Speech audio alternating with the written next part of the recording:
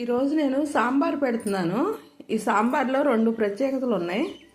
ఇవి బంగినపల్లి మామిడికాయలు చెట్టు నుంచి రాలిపోయినాయి. బాగా గాలేస్తుంది. మా పక్కన వాళ్ళకి రాలిపోతే అవి అటు ఇటు కాని కాయలు కదా, వాడుకుంటాము దేనికన్నా అని ఇచ్చారు.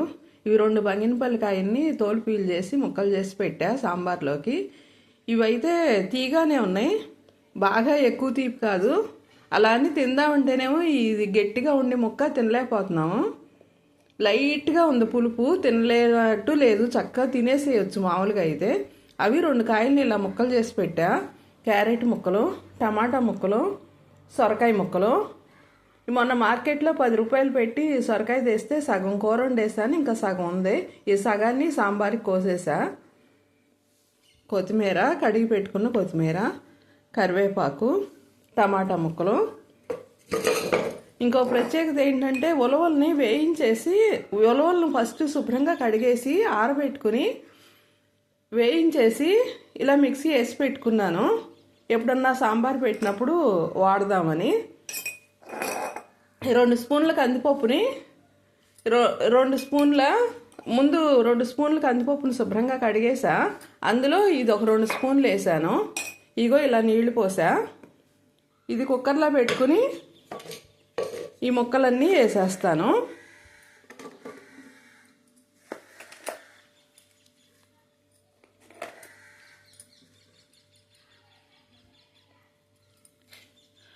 ఉప్పును, ఇది మిరపకాయలు, ఈ పచ్చిమిరపకాయల్లో మనకి ఎప్పుడన్నా పొండి వస్తాయి కదా, వాటిని శుభ్రం కడిగేసి ఎండబెట్టుకుంటే వాటిని మనం డబ్బాలో పెట్టుకుంటే ఇలా ఉపయోగించుకోవచ్చు.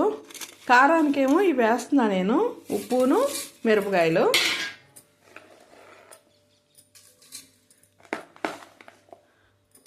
ఈ ముక్కలన్నీ వేసేసుకుని కొంచెం ఒక పావుసేరు నీళ్లు పోసుకుని కుక్కర్ని 3 విజిల్స్ రానిస్తే సరిపోతుంది. నేను ఈరోజు ములక్కాయ ముక్కలు ఏమి వేయట్లేదు. ములక్కాయ ముక్కలు ఇందులో వేస్తే అసలు కంటికి కూడా కనపడవు. అందులో మా చెట్టుకాయలు అసలు ఊరికే మగ్గిపోతాయి. ఇప్పుడు ఇందులో ఒక పావుసేరు నీళ్లు పోసి మూత పెడతా.